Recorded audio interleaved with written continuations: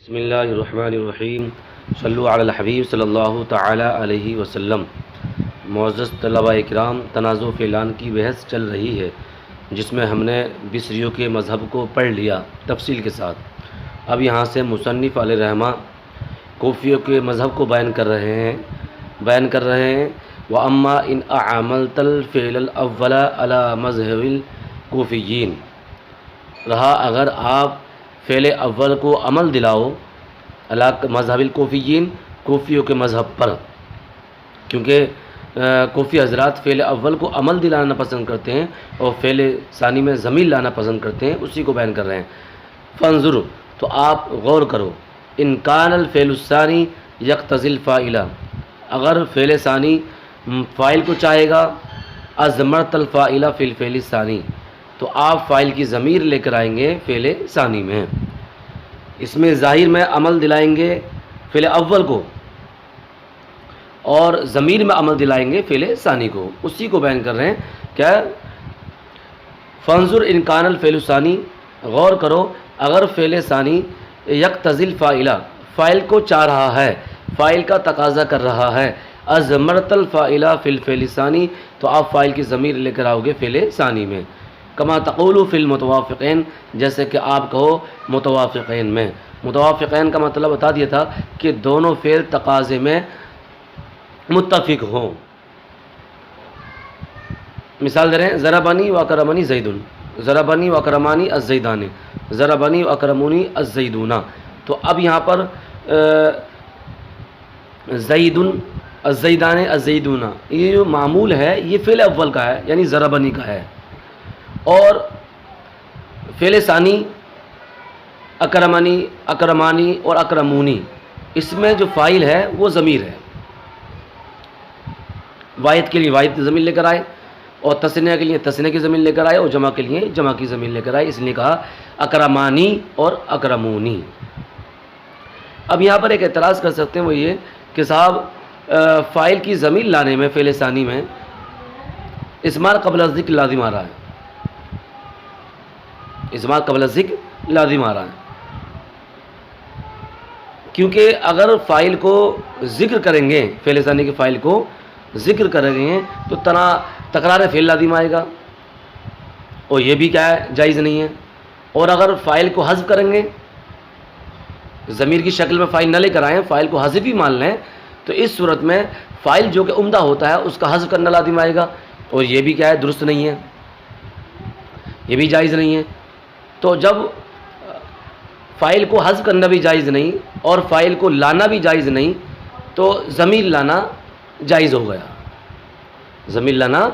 جائز ہو گیا۔ اب ضمیر لانے کی صورت میں اضمار قبل الذکر لازم آ رہا ہے، تو اس کا جواب یہ دیا جائے گا کہ صاحب اضمار قبل الذکر دو طریقوں سے لازم آتا ہے، ایک لفظاً اور رتبتاً، کبھی لفظاً آتا ہے اور کبھی رتبتاً آتا ہے۔ اور ناجائز والی صورت جب ہوتی ہے جب اضمار قبل الذکر لفظاً بھی لازم آئے اور رتبتاً بھی لازم آئے۔ یہاں پر جو اضمار قبل الذکر لازم آ رہا ہے وہ صرف لفظاً آ رہا ہے، رتبتاً نہیں آ رہا ہے، جس کی وجہ سے یہ صورت جائز ہے۔ ایک مرتبہ ترجمہ کر لیتے ہیں، کیا؟ وَأَمَّا إِنْ أَعْمَلْتَ الْفِعْلَ الْأَوَّلَ عَلَى مَذْهَبِ الْكُوفِيِّينَ، رہا اگر آپ فعل اول کو عمل دلاؤ علی مذہب الکوفیین، کوفیوں کے مذہب پر، فانظر، تو آپ غور کر لیں۔ کیا غور کر لیں؟ بتا رہے ہیں، ان کان الفعل الثانی یقتضی الفاعل، اگر فعل ثانی تقاضا کر رہا ہے کس کا؟ فاعل کا، جو فاعل کا تقاضا کرے گا تو کیا لے کر آئیں گے؟ بتا رہے ہیں، ازمرت الفاعل فی الفعل الثانی، تو آپ فاعل کی ضمیر لے کر آئیں گے فعل ثانی میں۔ یعنی ضربنی و اکرمنی دو فعل ہیں، تو فعل ثانی اکرمنی ہے، تو اکرمنی میں ضمیر لے کر آئیں گے، اور جو اس میں ظاہر ہوگا یہ معمول بن جائے گا فعل اول کا۔ کما تقول فی المتوافقین، جیسے کہ آپ کہو متوافقین میں، ضربنی و اکرمنی زید، و ضربنی و اکرمانی الزیدان، و ضربنی و اکرمونی الزیدون۔ وفی المتخالفین، آگے بیان کر رہے ہیں، اور متخالفین میں، یعنی دونوں فعل اپنے تقاضے میں مختلف ہوں۔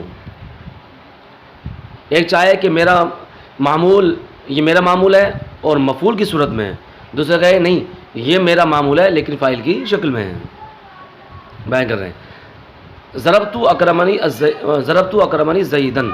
ضربت اکرمانی الزیدینی، ضربت اکرمونی الزیدینا، تو زیدن الزیدینی اور الزیدینا یہ جو معمول ہے یہ فعل اول یعنی ضربت کا ہے، اور دوسرے میں فاعل کی ضمیر لے کر آئے،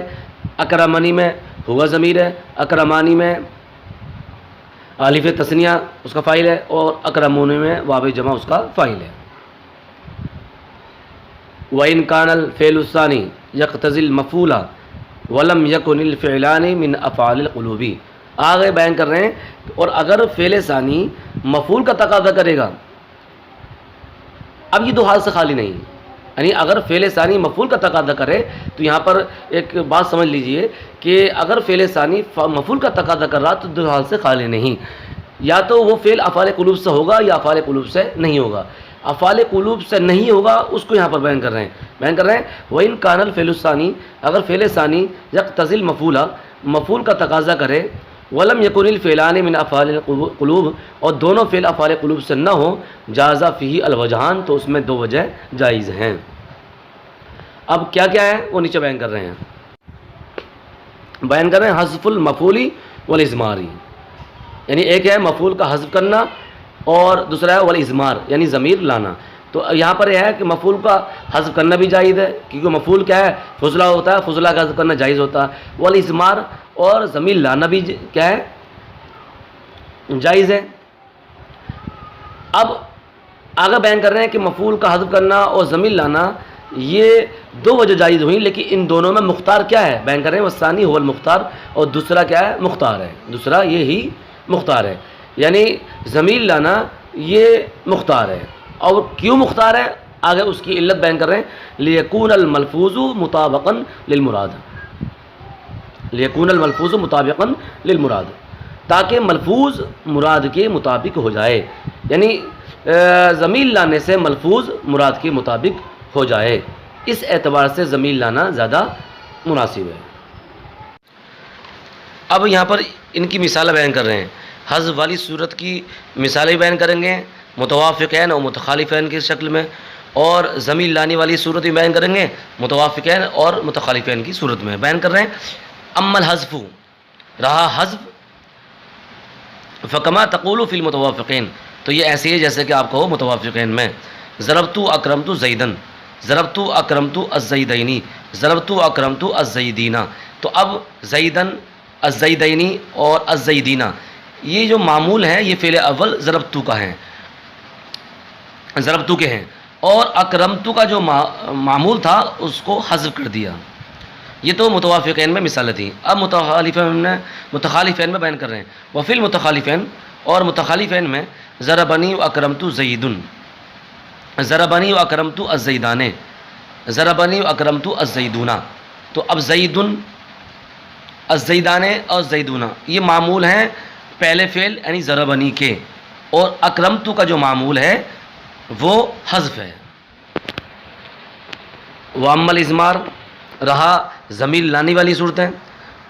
فکما تقول فی المتوافقین، تو وہ ایسی ہے جیسے کہ آپ متوافقین میں کہو گے، کیا ہے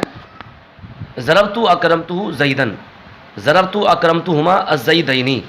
ضربت اکرمتہم الزیدینا، تو یہ متوافقین میں تھے، انہوں نے کہا تھا اوپر تاکہ ملفوظ مراد کے یعنی مقصود کے مطابق ہو جائے، تو اس کا مطلب یہ ہے کہ صاحب اس میں زاہد واحد ہوگا تو ضمیر بھی واحد، مطابق ہونے کا مطلب کیا ہے، مقصود کے مطابق ہونے کا مطلب کیا ہے، مقصود کے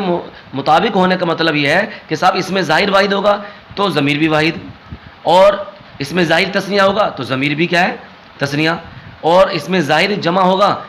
تو ضمیر بھی جمع کی آئے گی، تو یہ مطلب ہے تاکہ ملفوظ مراد کے مطابق ہو جائے ضمیر لانے سے، اسی کی مثال بیان کر رہے ہیں۔ وَأَمَّا الْإِزْمَارُ، رہا ضمیر لانا تو وہ اس طرح ہے کہ آپ متوافقین میں کہو گے کیا، ضربت اکرمت زیدن، ضربت اکرمتہم الزیدینی، ضربت اکرمتہم الزیدینا، تو زیدن الزیدینی الزیدینا یہ معمول ہے فعل اول ضربت کے، اور ہو، ہما اور ہم یہ ضمیر آ رہی ہیں یہ معمول ہے فعل ثانی یعنی اکرمت کے۔ وفی المتخالفین، اور متخالفین میں آپ کہو گے ضربنی و اکرمتہ زیدن، ضربنی و اکرمتہما الزیدان، ضربنی و اکرمتہم الزیدونا، تو زیدن الزیدان اور الزیدون یہ معمول ہے فعل اول یعنی ضربنی کے، اور اکرمتو میں ہو ضمیر، اکرمتہما میں ہما ضمیر، اور اکرمتہ میں ہم ضمیر، یہ معمول ہے فعل ثانی اکرمتو کے۔ تو یہاں پر ملفوظ مراد کے مطابق ہو گیا، یعنی الزیدون یہ جو معمول ہے ضربنی کا، وہ الزیدون جمع ہے تو ضمیر بھی الزیدون کے موافق ہو گئی، مطابق ہو گئی، یعنی اکرمتہما جو ہم ضمیر ہے۔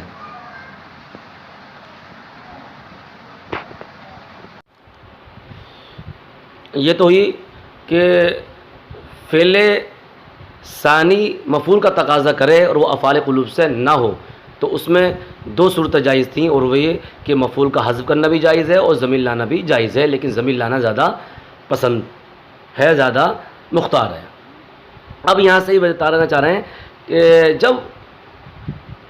دونوں فعل افعال قلوب سے ہو تو یہاں پر کیا چیز ضروری ہے۔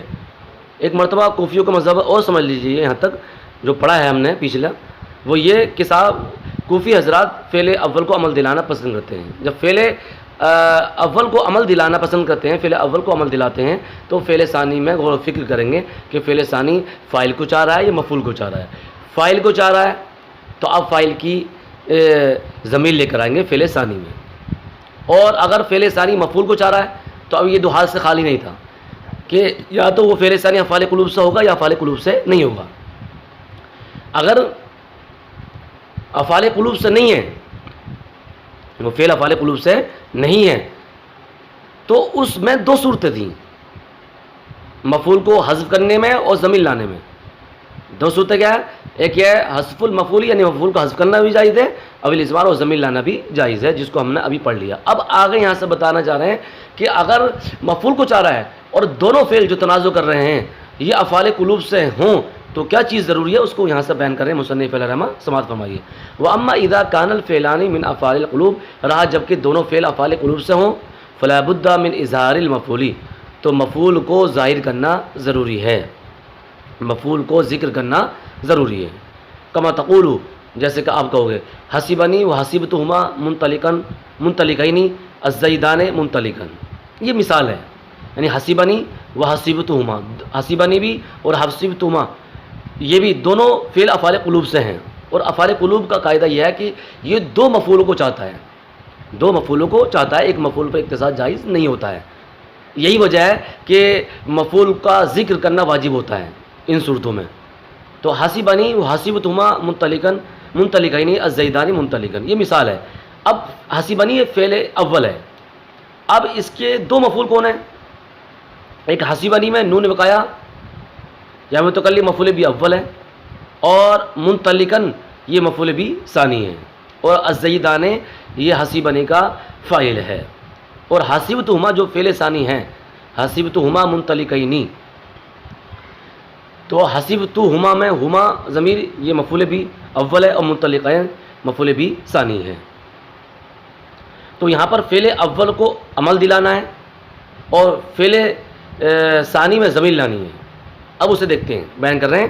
وَأَمَّا إِذَا كَانَ الْفِعْلَانِ مِنْ أَفْعَالِ الْقُلُوبِ، رہا جب کہ دونوں فعل افعال قلوب سے ہوں، فلا بد من اظہار المفعول، تو مفعول کو ظاہر کرنا ضروری ہے۔ کما تقول، جیسے کہ آپ کہو حسبنی و حسبتہما منطلقین الزیدان منطلقاً،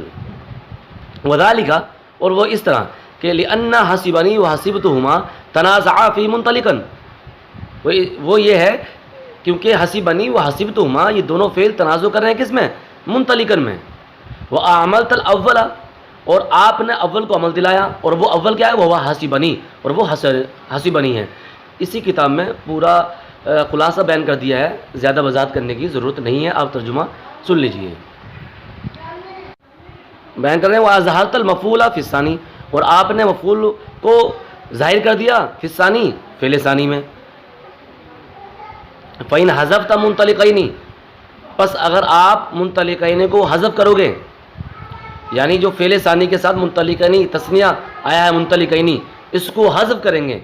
تو حذف کریں گے کیا خرابی لازم آئے گی اور کیا مثال بنے گی، اس کو بیان کر رہے ہیں۔ وَقُلْتَ، اگر آپ فَإِنْ حَذَفْتَ مُنطَلِقَيْنِ، پس اگر آپ منطلقین کو حذف کریں گے، وَقُلْتَ، اور کہیں گے حسبنی وحسبتہما الزیدان منطلقاً،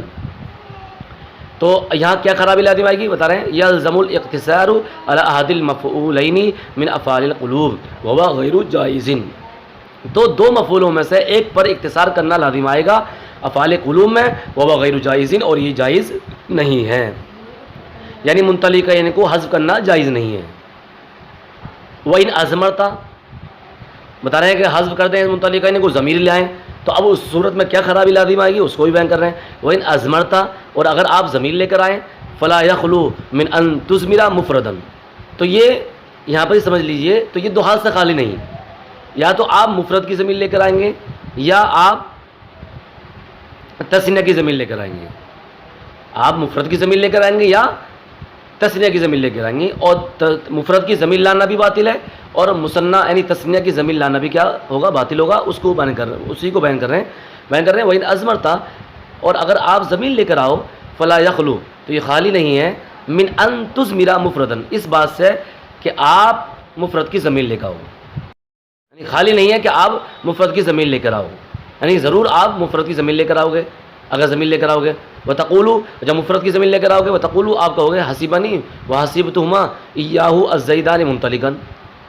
یعنی حَسِبْتُهُمَا، یہ ہما مفعول بھی اول یہ تثنیہ ہے، اور یاہو مفعول بھی ثانی یہ واحد کی ضمیر ہوگی، اسی کو بیان کر رہے ہیں، اس وقت کیا خرابی لازم آئے گی، وَحِينَئِذٍ لَا يَكُونُ الْمَفْعُولُ الثَّانِي مُطَابِقًا لِلْمَفْعُولِ الْأَوَّلِ، اور اس وقت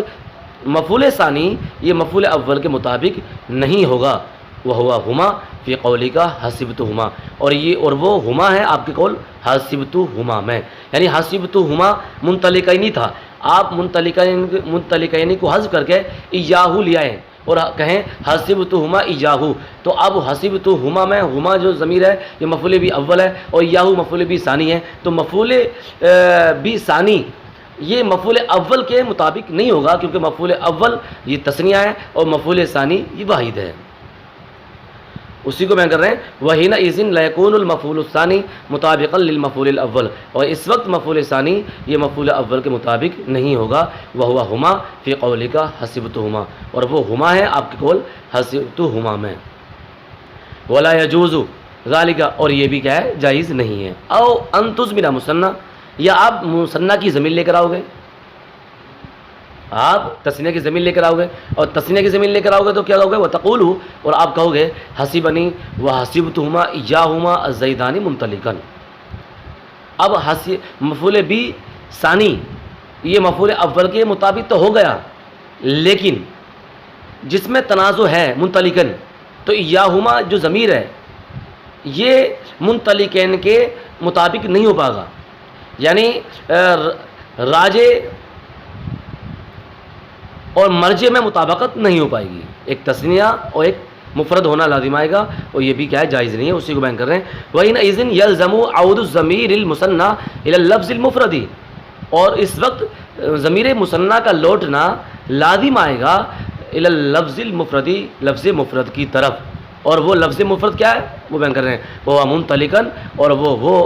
وہ منطلقاً ہے الذي وقع فيه التنازع، جس میں کہ تنازع واقع ہوا ہے، تو اب یہاں پر انہوں نے ثابت کر دیا کہ مفرد کی ضمیر لانا بھی جائز نہیں ہے اور تثنیہ کی ضمیر بھی لانا جائز نہیں ہے، کیونکہ مفرد کی ضمیر لانے میں مفعول ثانی مفعول اول کے مطابق نہیں ہو رہا تھا، اور تثنیہ کی ضمیر لانے کی صورت میں کیا راجے اور مرجے میں مطابقت نہیں ہو پا رہی تھی، یعنی منطلقاً واحد تھا، اور ایاہما جو ضمیر ہے یہ کیا ہے تثنیہ کی ہے، تو راجے اور مرجے میں مطابقت نہیں ہو رہی تھی، اسی وجہ سے اسی کو بیان کر رہے ہیں، وَهَذَا أَيْضًا لَا يَجُوزُ، اور یہ بھی کیا ہے جائز نہیں ہے، جب ضمیر لانا بھی جائز نہیں، یعنی واحد کی ضمیر لانا بھی جائز نہیں، تثنیہ کی ضمیر لانا بھی جائز نہیں، اور دو مفعولوں میں سے ایک مفعول پر اختصار کرنا یہ بھی جائز نہیں، یعنی مفعول کا حذف کرنا بھی جائز نہیں، تو اب کیا چیز لازم آئے گی اسی کو بیان کر رہے ہیں، وَإِذَا لَمْ يَجُزِ الْحَذْفُ وَالْإِضْمَارُ كَمَا عَرَفْتَ وَجَبَ الْإِظْهَارُ، اور جب حذف کرنا بھی جائز نہیں، وَالْإِضْمَارُ، اور ضمیر لانا بھی جائز نہیں، كَمَا عَرَفْتَ، جس طرح کہ آپ نے پہچان لیا، وَجَبَ الْإِظْهَارُ، تو اظہار کرنا واجب ہوگا، یعنی اس کو ظاہر کرنا واجب ہوگا۔